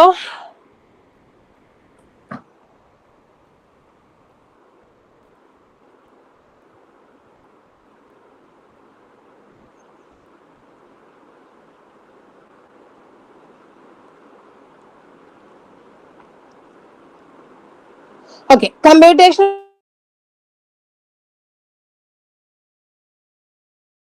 അതേപോലെ തന്നെ ഈ artificial intelligence, neural network, evolutionary computation, അതേപോലെ സ്വാം ഇന്റലിജൻസ്, ഫസി ലോജിക്, ഇതേപോലുള്ള കുറച്ച് ചെയിൻ പോലെയുള്ള വർക്ക് ചെയ്യുന്ന AI പോലുള്ള കാര്യങ്ങളും ഉണ്ട്. ഒരു അൽഗോരിതം ആയിട്ടാണ് ഇത് വരിക. ആർട്ടിഫിഷ്യൽ ഇന്റലിജൻസ്, ന്യൂറൽ നെറ്റ്വർക്ക് എന്നൊക്കെ പറയുന്നത് ഒരു അൽഗോരിതം ആണ്. അപ്പം അതൊക്കെ ഇൻക്ലൂഡ് ചെയ്തിട്ടുള്ളതിനാണ് കമ്പ്യൂട്ടേഷണൽ ഇന്റലിജൻസ് പാരാഡിഗം എന്ന് പറയുന്നത്. ഓക്കെ, അപ്പോ ഇപ്പൊ ഒരു കമ്പ്യൂട്ടറിൽ നമ്മൾ കുറച്ച് എഫിഷ്യൻസി ഉള്ള ആൾക്കാർക്ക് കുറച്ച് ഡിവൈഡ് ചെയ്ത് പ്രശ്നമൊക്കെ കുറച്ച് പ്രോബ്ലംസ് ഒക്കെ ഡിവൈഡ് ചെയ്ത് കറക്റ്റ് ചെയ്യാൻ വേണ്ടി കൊടുക്കുകയാണ്. അപ്പം ആ ഒരു സിറ്റുവേഷനില് അപ്പം ഒരെണ്ണം മറ്റൊന്നിനേക്കാളും നല്ലതാണ് എന്ന് കാണിക്കാതിരിക്കാൻ വേണ്ടിയിട്ട് എന്ത് ചെയ്യും, സിസ്റ്റത്തില് പല രീതിയിലുള്ള ഡിസഡ്വാൻറ്റേജസും അവർ കൊണ്ടുവരും. ഓക്കെ, അപ്പോ ആർട്ടിഫിഷ്യൽ ഇന്റലിജൻസ്, അതേപോലെ തന്നെ artificial intelligence, neural network, evolutionary computations, fuzzy logic, ഇതൊക്കെയാണ് നമ്മൾ എന്ത് ചെയ്യുന്നത്, ആർട്ടിഫിഷ്യലി ഇങ്ങനെ ഒരു മോഡൽ കൊണ്ടുവരാൻ വേണ്ടി യൂസ് ചെയ്യുന്നത്. ഓക്കെ, ഈ ആർട്ടിഫിഷ്യൽ ന്യൂറൽ നെറ്റ്വർക്ക് എന്ന് പറഞ്ഞാല് നമ്മുടെ ബ്രെയിൻ പോലെ തന്നെ അത് കറക്റ്റ് ഒന്നും ആയിരിക്കില്ല. അത് പാരലൽ ആയിട്ട് എന്ത് ചെയ്യുന്നു, വർക്ക് ചെയ്യുന്നു. ബ്രെയിൻ പോലെ പാരലൽ ആയിട്ട് വർക്ക് ചെയ്യാണ്, കമ്പ്യൂട്ടറിൽ പാരലൽ ആയിട്ട് വർക്ക് ചെയ്യുന്ന ഒരു സാധനമാണ് ആർട്ടിഫിഷ്യൽ ന്യൂറൽ നെറ്റ്വർക്ക് എന്ന് പറയുന്നത്. ഒരു ചെയിനാണ് ആർട്ടിഫിഷ്യൽ ന്യൂറൽ നെറ്റ്വർക്ക് എന്ന് പറയുന്നത്. അപ്പൊ നമ്മുടെ കമ്പ്യൂട്ടറിന്റെ സ്പീഡ് അതിന്റെ ബ്രെയിനിന് കുറച്ചും കൂടി ഈസി ആയിട്ട് വർക്ക് ചെയ്യാൻ വേണ്ടി പറ്റും എന്ന രീതിയിൽ കൊണ്ടുവന്നതാണ് ആർട്ടിഫിഷ്യൽ ന്യൂറൽ നെറ്റ്വർക്ക് എന്ന് പറഞ്ഞത്. ഇനി എവല്യൂഷണറി കമ്പ്യൂട്ടേഷൻ എന്ന് പറഞ്ഞാല് നമ്മള് ഒരു സിസ്റ്റത്തിൽ നിന്ന് പിന്നെയും വേറൊരു സിസ്റ്റത്തിലോട്ടേക്ക് വരികയാണെങ്കിൽ അത് കുറച്ചും കൂടി അഡ്വാൻസ്ഡ് ആയിട്ടായിരിക്കും വരുന്നുണ്ടാവുക. അപ്പൊ അത് അതിന്റെ എവല്യൂഷനാണ്. നോർമൽ ഒരു എയിൽ നിന്നും ഓരോ പ്രോസസ്സിലേക്കും വരുന്ന സ്റ്റെപ്പ്, ആ ഓരോ സ്റ്റെപ്പും അതിന്റെ എന്താണ്, എവല്യൂഷൻ ആണ്. ഓക്കെ, അതായത് ഇപ്പൊ ഒരു അൽഗോരിതം നമ്മൾ ക്രിയേറ്റ് ചെയ്യുകയാണെങ്കിൽ ആ അൽഗോരിതം ഒരു സ്ഥലത്ത് യൂസ് ചെയ്യുന്ന അൽഗോരിതം നമുക്ക് വേറൊരു സ്ഥലത്ത് ആവശ്യം ഉണ്ടാവില്ല. ഓക്കെ, അതായത് ഇപ്പം ഫോൾട്ട് ഡയഗ്നോസിസ്, അതേപോലെ തന്നെ ക്ലാസിഫിക്കേഷൻ, ഷെഡ്യൂളിങ്, എവല്യൂഷണറി കമ്പ്യൂട്ടേഷൻ, ഇങ്ങനെയുള്ള കുറെ കാര്യങ്ങൾ വർക്ക് ചെയ്യാൻ വേണ്ടിയിട്ട് നമുക്ക് എന്ത് ആവശ്യമുണ്ട്, എവല്യൂഷണറി കമ്പ്യൂട്ടേഷൻ ആവശ്യമുണ്ട്. ഒന്നിൽ നിന്ന് നമ്മൾ എന്ത് ചെയ്യുന്നു, ഇൻഹെറിറ്റ് ചെയ്ത് അടുത്ത പ്രോസസ്സിലോട്ടേക്ക് വരികയാണ്. അതാണ് എവല്യൂഷണറി കമ്പ്യൂട്ടിംഗ് എന്ന് പറഞ്ഞാല്. ഇനി ഫസി സിസ്റ്റം എന്ന് വെച്ചാല് ഇപ്പൊ നോർമൽ ആയിട്ട് നമ്മൾ എന്ത് ചെയ്യുന്നു, ഒരു ഇപ്പൊ നോർമൽ ആയിട്ട് ഇപ്പം വണ്ടിയുടെ ഒക്കെ ഗിയർ ട്രാൻസ്മിഷൻ, റാക്കിങ്, അങ്ങനെയുള്ള സിസ്റ്റത്തിലൊക്കെ കുറച്ചും കൂടി എന്ത് ചെയ്യാണ്, നിയന്ത്രണം കൊണ്ടുവരികയാണ്. ലിഫ്റ്റിൽ കുറച്ചും കൂടി ലിഫ്റ്റ് നിയന്ത്രണം കൊണ്ടുവരിക. അതേപോലെ തന്നെ നമ്മളുടെ ഹൗസ് ഹോൾഡ് പ്രൊഡക്റ്റിന് നിയന്ത്രണം കൊണ്ടുവരിക, ട്രാഫിക് സിഗ്നലിന് നിയന്ത്രണം കൊണ്ടുവരിക. അങ്ങനെയുള്ളതിനാണ് നമ്മൾ എന്തെന്ന് പറയാ, ഫസി സിസ്റ്റം എന്ന് പറയുന്നത്. ഓക്കെ, അപ്പൊ ഈ ട്രാഫിക് സിഗ്നലിലും ലിഫ്റ്റിലും അതേപോലെ തന്നെ നമ്മളുടെ ഇഞ്ചക്ഷൻ കുക്കറിലും ഒക്കെ വരുന്നത് ഏതാണ്, ഫസി സിസ്റ്റം എന്ന് പറയുന്ന ഒരു ടേമാണ്. ഇനി ബയോമെട്രിക്സ് എന്ന് പറഞ്ഞാല് ഒരു ഹ്യൂമന്റെ എന്തൊക്കെയാണോ ഹ്യൂമന്റെ കണ്ണ്, അതേപോലെ തന്നെ കൈ, അതേപോലെ തന്നെ ഫേസ്, ഇതൊക്കെ റെക്കഗ്നൈസ് ചെയ്യാൻ വേണ്ടി നമ്മൾ കൊണ്ടുവന്നിട്ടുള്ള ഉപകരണങ്ങളാണ് ബയോമെട്രിക് ഉപകരണങ്ങൾ, ബയോമെട്രിക് സെൻസേഴ്സ്.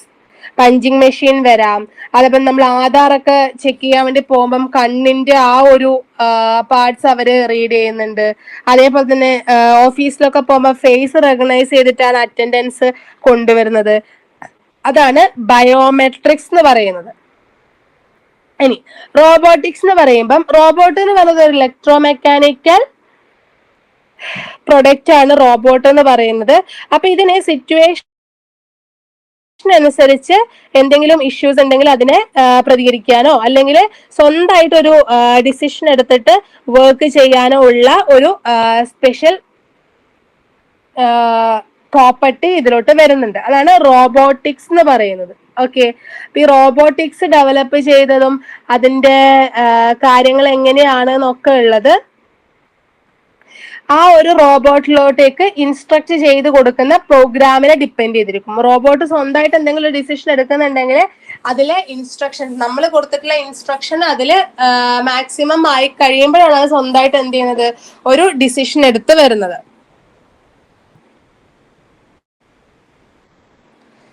ഇനി റോബോട്ട്സ് എവിടെയൊക്കെയാണ് യൂസ് ചെയ്യുന്നത്? വെഹിക്കിൾ മാനുഫാക്ചറിങ് ഇൻഡസ്ട്രിയിൽ റോബോട്ട് യൂസ് ചെയ്യുന്നുണ്ട്. പിന്നെ എക്സ്പ്ലോറേഷൻ ഓഫ് ഔട്ടർ സ്പേസിൽ റോബോട്ടിക് യൂസ് ചെയ്യുന്നുണ്ട്. ആർട്ടിഫിഷ്യൽ ഇന്റലിജൻസിൽ റോബോട്ടിക്സ് യൂസ് ചെയ്യുന്നുണ്ട്.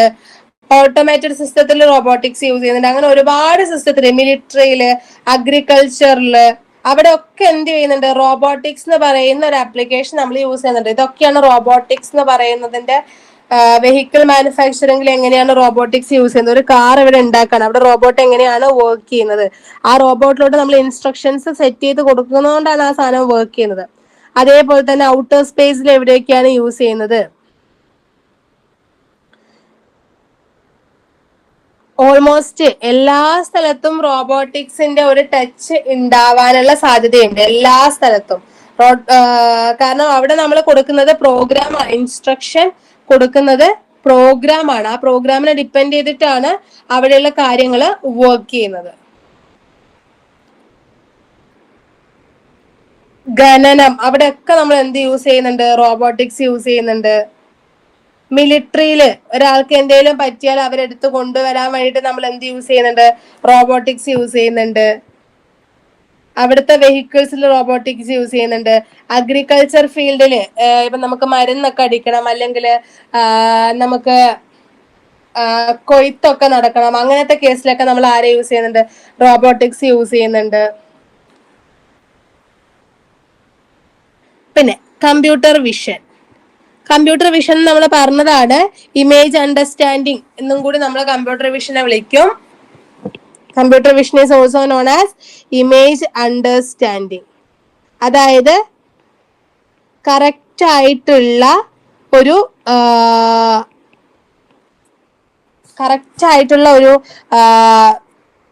സൈസ് അതിനുണ്ടാവും. അതേപോലെ തന്നെ കറക്റ്റ് ആയിട്ടുള്ള ഇൻഫോർമേഷൻസ് ഉണ്ടാവും. അതൊക്കെയുള്ള ഒരു 3D മോഡലിനെയാണ് നമ്മൾ കമ്പ്യൂട്ടർ വിഷൻ എന്ന് പറയുന്നത്. ഓക്കെ, അതായത് നമ്മൾ എന്ത് ചെയ്യുന്നു? നോർമലി നമ്മളുടെ മുന്നിലുള്ള എന്താണോ നമ്മളുടെ മുന്നിലുള്ളത്, അത് വീഡിയോസ് ആയിക്കോട്ടെ, ഓഡിയോസ് ആയിക്കോട്ടെ, അതിന്റെ ഹെൽപ്പോട് കൂടി നമ്മൾ എന്ത് ചെയ്യുന്നു? പുറത്തുള്ള ലോകത്തിനെ നമ്മൾ ഐഡന്റിഫൈ ചെയ്യാൻ വേണ്ടി യൂസ് ചെയ്യുന്നു. അതിനാണ് കമ്പ്യൂട്ടർ വിഷൻ എന്ന് പറയുന്നത്. ചില കാര്യങ്ങൾ അറിയാൻ നമ്മൾ യൂട്യൂബിൽ ഇരുന്ന് ഓരോ വീഡിയോ കാണും. ചില കാര്യങ്ങൾ അറിയാൻ വേണ്ടിയിട്ട് നമ്മൾ എന്ത് ചെയ്യും? ഇൻസ്റ്റഗ്രാമിൽ ചില ന്യൂസസ് ഒക്കെ കാണും. അങ്ങനെയാണ് നമ്മൾ ഓരോ കാര്യങ്ങൾ അറിയുന്നത്. അതിനാണ് കമ്പ്യൂട്ടർ വിഷൻ എന്ന് പറയുന്നത്. പിന്നെ നാച്ചുറൽ ലാംഗ്വേജ് പ്രോസസ്സിംഗ് പറഞ്ഞതാണ്. നോർമൽ ആയിട്ടുള്ള ഒരു ലാംഗ്വേജിനെ, നാച്ചുറൽ ലാംഗ്വേജിനെ നമ്മൾ എന്ത് ചെയ്യുന്നു? വേറൊരു ലാംഗ്വേജിലേക്ക് ചേഞ്ച് ചെയ്യുന്നതിനെയാണ് നമ്മൾ എന്തെന്ന് പറയാ? നാച്ചുറൽ ലാംഗ്വേജ് പ്രോസസ്സിംഗ് എന്ന് പറയുന്നത്. AI ത്രൂ ആണ് നമ്മൾ എന്ത് ചെയ്യുന്നത്? ഇങ്ങനെയുള്ള കാര്യങ്ങൾ, ഇൻഫോർമേഷൻസ് ഒക്കെ പാസ് ചെയ്യുന്നത്. ഇപ്പം നാച്ചുറൽ ലാംഗ്വേജ് പ്രോസസ്സിംഗിൽ നമുക്ക് ഭാഷയെ ഐഡന്റിഫൈ ചെയ്യണം. അങ്ങനെ ഭാഷയെ ഐഡന്റിഫൈ ചെയ്യുന്നതിന് നമ്മൾ നാച്ചുറൽ ലാംഗ്വേജ് അണ്ടർസ്റ്റാൻഡിംഗ് എന്ന് പറയുന്നത്. നോർമൽ ആയിട്ടുള്ള ഒരു ലാംഗ്വേജ് ജനറേറ്റ് ചെയ്യുന്നതിനാണ് നമ്മൾ നാച്ചുറൽ ലാംഗ്വേജ് ജനറേഷൻ എന്ന് പറയുന്നത്. അതേപോലെ തന്നെ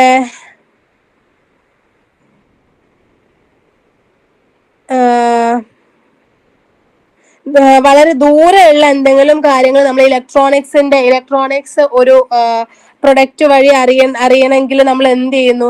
DOE, ഡിപ്പാർട്ട്മെന്റ് ഓഫ് ഇലക്ട്രോണിക്സ്, അതേപോലെ തന്നെ TDIL എന്ന് പറയുന്ന ഏതെങ്കിലും കമ്പനിയുമായിട്ട് കമ്പൈൻ ചെയ്തിട്ടാണ് പുറത്തുള്ള എന്തെങ്കിലും കാര്യങ്ങൾ നമ്മൾ അറിയുന്നത്. അതാണ് നാച്ചുറൽ ലാംഗ്വേജ് പ്രോസസ്സിംഗ്.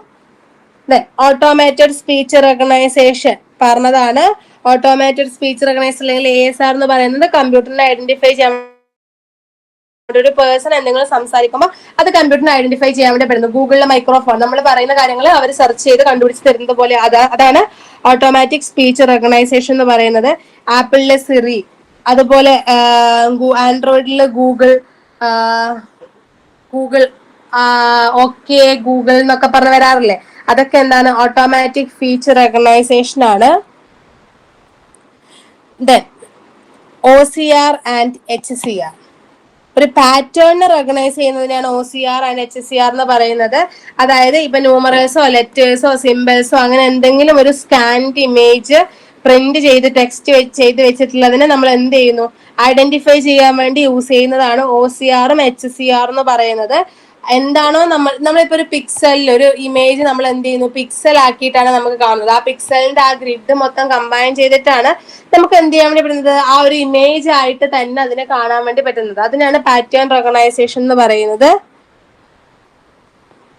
പിന്നെ ബയോ ഇൻഫോർമാറ്റിക്സ് എന്ന് പറയുന്നത് ഒരു സിസ്റ്റത്തിന്റെ ഹെൽപ്പോട് കൂടി നമ്മൾ എന്ത് ചെയ്യുന്നു? Biological informations, computer technology use ചെയ്തിട്ട് ബയോളജിക്കൽ ഇൻഫോർമേഷൻസ് ഒക്കെ എടുക്കുകയാണെങ്കിൽ അതിന് നമ്മൾ ബയോ ഇൻഫോർമാറ്റിക്സ് എന്ന് പറയും. കമ്പ്യൂട്ടേഴ്സ് യൂസ് ചെയ്തിട്ട് നമ്മൾ അതിന് എന്ത് ചെയ്യുന്നു? ഗ്യാദർ ചെയ്യുന്നു, സ്റ്റോർ ചെയ്യുന്നു, അനലൈസ് ചെയ്യുന്നു. ഇനി അതേപോലെ തന്നെ അത് ബാക്കിയുള്ളവർക്ക് ഷെയർ ചെയ്യുന്നു. അതിൽ എന്തെങ്കിലും പുതിയ കാര്യങ്ങൾ ഡെവലപ്പ് ചെയ്യാൻ വേണ്ടിയിട്ടുണ്ടെങ്കിൽ ഡെവലപ്പ് ചെയ്യുന്നു. അതിനെയാണ് നമ്മൾ ബയോ ഇൻഫോർമാറ്റിക്സ് എന്ന് പറയുന്നത്. ഈ ബയോ ഇൻഫോർമാറ്റിക്സിന്റെ എയിംസ് എന്ന് പറയുന്നത് എന്താണെന്ന് നോക്കാം. Organise biological data in a way, അതായത് ബയോളജിക്കൽ ഡാറ്റേനെ ഒരു കറക്റ്റ് വേയിലൂടെ ഓർഗനൈസ് ചെയ്തെടുക്കുന്നു, എന്നിട്ട് അതിനെ റിസർച്ച് ചെയ്യുന്നു, എന്നിട്ട് അതിൽ എന്തെങ്കിലും നമ്മൾ പുതിയ ഇൻഫോർമേഷൻസ് കണ്ടുപിടിച്ചാൽ അതിനെന്ത് ചെയ്യുന്നു, ഒരു പുതിയ എൻട്രി കൊടുക്കുകയാണ് ആ ഇൻഫോർമേഷന്. അതേപോലെ തന്നെ ടൂൾസ് ഒക്കെ ഡെവലപ്പ് ചെയ്യുന്നു. ആ ടൂൾസ് അതുവഴി ഡെവലപ്പ് ചെയ്തിട്ടുള്ള എന്തെങ്കിലും ഡാറ്റയെ നമ്മൾ അനലൈസ് ചെയ്യുന്നു. അതൊക്കെയാണ് ഈ ബയോ ഇൻഫോർമാറ്റിക്സിന്റെ എയിംസ് എന്ന് പറയുന്നത്.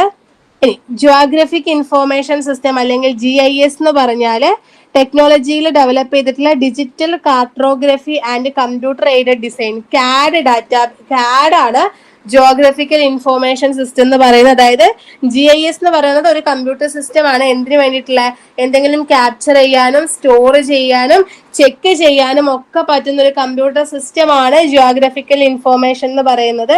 എന്ത് സാധനം സ്റ്റോർ ചെയ്യണമെങ്കിൽ അവിടെ എന്ത് ആവശ്യമാണ്, ഒരു ഡാറ്റാബേസ് ആവശ്യമാണ്, അല്ലെങ്കിൽ ഡാറ്റാബേസ് മാനേജ്മെന്റ് സിസ്റ്റം ആവശ്യമാണ്. ആപ്ലിക്കേഷൻ ആണ് ഫോറസ്റ്റ് മാപ്പിംഗില്, ഫോറസ്റ്റ് ഗവേണൻസിൽ GIS ആപ്ലിക്കേഷൻ യൂസ് ചെയ്യുന്നു. അതായത് ആ ഒരു ജിയോഗ്രഫിക്കൽ ഏരിയസിനെ കുറിച്ചിട്ട് കംപ്ലീറ്റ് പഠിക്കാൻ വേണ്ടിയിട്ട് നമ്മൾ എന്ത് യൂസ് ചെയ്യുന്നു, GIS ആപ്ലിക്കേഷൻ ഏരിയാസ് യൂസ് ചെയ്യുന്നു. അതേപോലെ തന്നെ അഗ്രികൾച്ചറൽ മാപ്പിംഗ്, സോയിൽ മാപ്പിംഗ്, അതിലൊക്കെ GIS യൂസ് ചെയ്യുന്നു. ഇനി അഗ്രികൾച്ചറൽ പ്ലാനിങ്ങിൽ യൂസ് ചെയ്യുന്നു, അർബൻ പ്ലാനിങ്ങിൽ, ഇൻഫ്രാസ്ട്രക്ചർ പ്ലാനിങ്ങിൽ, അവിടെ ഒക്കെ നമ്മൾ GIS യൂസ് ചെയ്യുന്നുണ്ട്. ഇനി ഈ GISന്റെ ബെനിഫിറ്റ് എന്താണെന്ന് ചോദിച്ചാൽ, ഹയർ ക്വാളിറ്റി അനാലിസിസിൽ ബെറ്റർ ആയിട്ടുള്ള ഒരു ഇൻഫോർമേഷൻ പ്രൊവൈഡ് ചെയ്യുക, എന്നുള്ളതാണ് GISന്റെ ബെനിഫിറ്റ് എന്ന് പറയുന്നത്. അതേപോലെ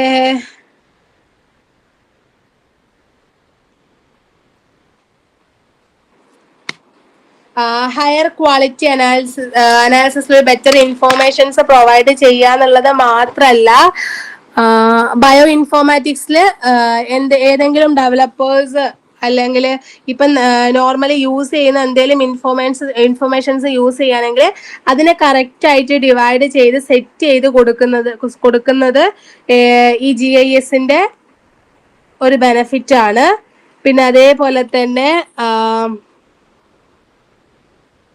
ഇപ്പോ നമ്മള് വേൾഡിനെ പറ്റിയിട്ടുള്ള എല്ലാ ഇൻഫോർമേഷൻസും നമ്മളുടെ സിസ്റ്റത്തിൽ സെറ്റ് ചെയ്ത് വെച്ച്, അതായത് സ്റ്റോർ ചെയ്ത് വെച്ച് നമ്മളുടെ ആവശ്യാനുസരണം അതിനെ നമുക്ക് എന്ത് ചെയ്യുന്നു, യൂസ് ചെയ്യുന്നു.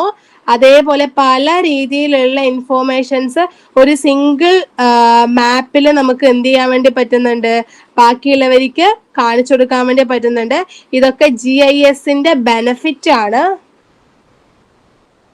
അതേപോലെ തന്നെ റിമോട്ട് സെൻസിങ് എന്ന് വെച്ചാൽ നമ്മൾ കാറിന്റെ കീ യൂസ് ചെയ്തിട്ട് സെൻസ് ചെയ്യുന്നു, കാർ നമുക്ക് ഓപ്പൺ ചെയ്യാൻ വേണ്ടി പറ്റുന്ന. അതേപോലെ തന്നെ AC റിമോട്ട്, TV റിമോട്ട്, അതൊക്കെയാണ് റിമോട്ട് സെൻസിങ് എന്ന് പറഞ്ഞാൽ. അതായത് ഒരു ഡിസ്റ്റൻസിനെ ഡിപ്പെൻഡ് ചെയ്തിട്ടായിരിക്കും റിമോട്ട് സെൻസിങ് നടക്കുക. റിമോട്ടിക് സെൻസിങ് എന്ന് പറയുന്നത് ഒരു ആർട്ടാണ്. എന്താണ് ആർട്ട് എന്ന് പറയാൻ കാരണം, വേരിയസ് ഒബ്ജക്റ്റിന്റെ ഇൻഫോർമേഷൻസ്, ആ ഒരു ഇൻഫോർമേഷൻസ് ഡയറക്റ്റ് നമ്മൾ എന്ത് ചെയ്യുന്നില്ല, ഒബ്ജക്റ്റിലോട്ട് കോണ്ടാക്ട് ചെയ്യുന്നില്ല, അത് കളക്ട് ചെയ്ത് സെറ്റ് ചെയ്തിട്ടാണ് നമ്മൾ എന്ത് ചെയ്യുന്നത്, മറ്റുള്ളവർക്ക് കിട്ടുന്ന രീതിയിൽ ആ ഒരു സാധനം ആക്സസ് കിട്ടുന്ന രീതിയിൽ പ്രൊവൈഡ് ചെയ്യുന്നത്. ഇത്രയും കാര്യങ്ങളാണ് ഈ ചാപ്റ്ററിൽ ഓവറോൾ ഒന്ന് ഓടിച്ച് പറയാനുള്ളത്. ജവാദ എന്തേലും കിട്ടിയായിരുന്നോ? ഒന്ന് ഭയങ്കര ഓട്ടായിരുന്നു, എന്തെങ്കിലും കിട്ടിയായിരുന്നോ? ഓക്കെ, ഇതിന് ചോദിക്കാൻ ചാൻസ് ഉള്ള ക്വസ്റ്റ്യൻ എന്താണെന്ന് വെച്ചാല്, ഒന്ന് ആർട്ടിഫിഷ്യൽ ന്യൂറൽ നെറ്റ്വർക്ക്, ഇത് എഴുതിയെടുത്തോ. ആർട്ടിഫിഷ്യൽ ന്യൂറൽ നെറ്റ്വർക്ക് ചോദിക്കും. ആർട്ടിഫിഷ്യൽ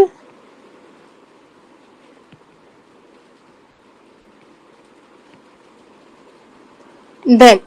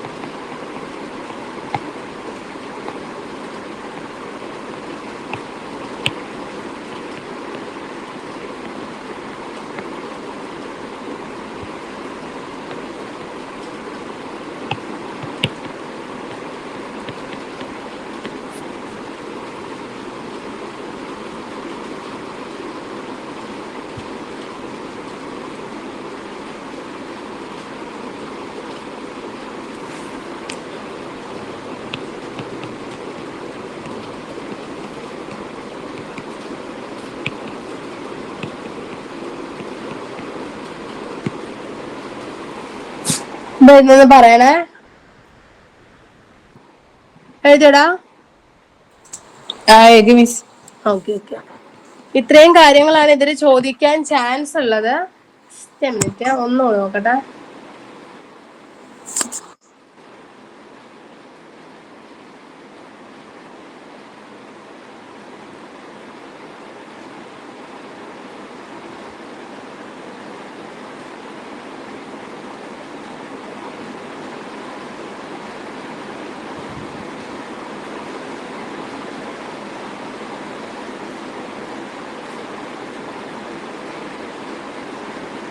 ഓക്കെ, അത്ര. പിന്നെ പാരലൽ വേഴ്സസ് സീരിയൽ.